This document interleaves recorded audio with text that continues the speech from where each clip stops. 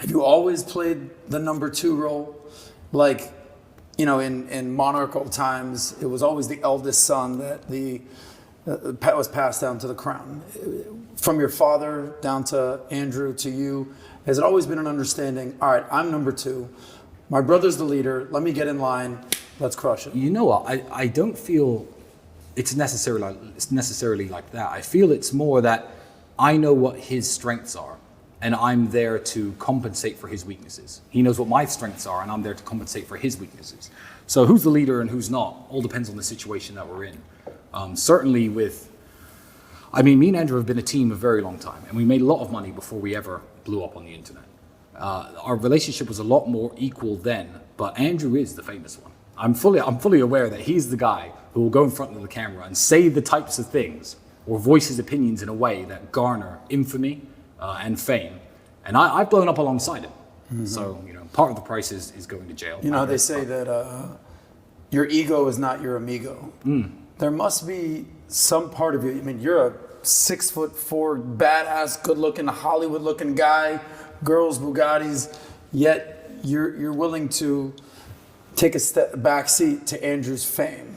So you must have a big ego to be the place that you're in, but you also have to take a step back and say, all right, Andrew, you're the guy. How do you grapple with that? Well, yeah, with what we're doing now, Andrew's certainly the face of it, but he wanted to build this. This was never my intention. I thought, okay, you're going to make some money on the internet. That's cool, Andrew. You do that. I'll continue doing what. In fact, I'm going to interject with another story.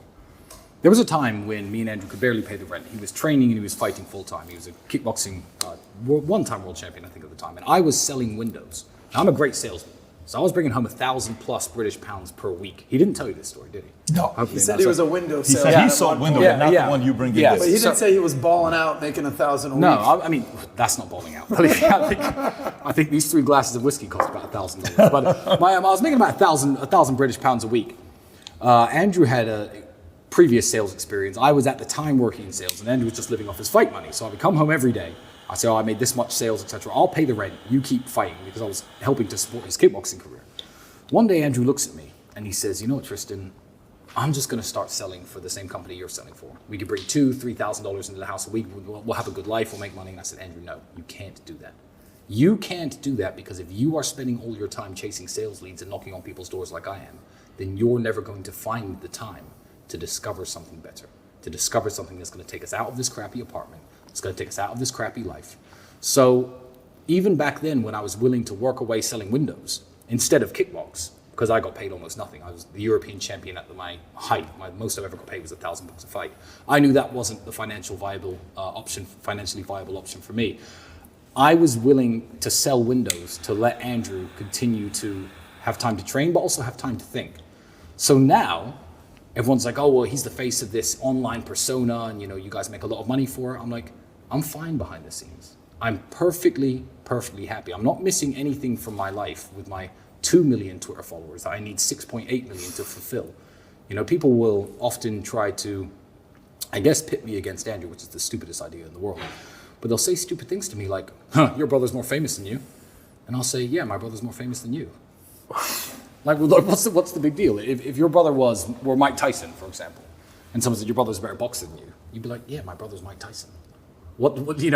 It's this strange type of jealousy and envy that I think a lot of men can't cope with, that makes them drag each other down like crabs in a bucket. If my brother became, a billionaire, the world's richest man, and I had to stay at this level, I'd be like, yeah, my brother's the world's richest man. I'd be proud of him. And I don't see anything wrong with that. It's not a competition. We're a team.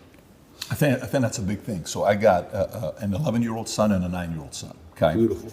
And the perspective to have, there's got to be also a massive level of maturity of the younger one towards the older one. I'm the younger sibling in my family.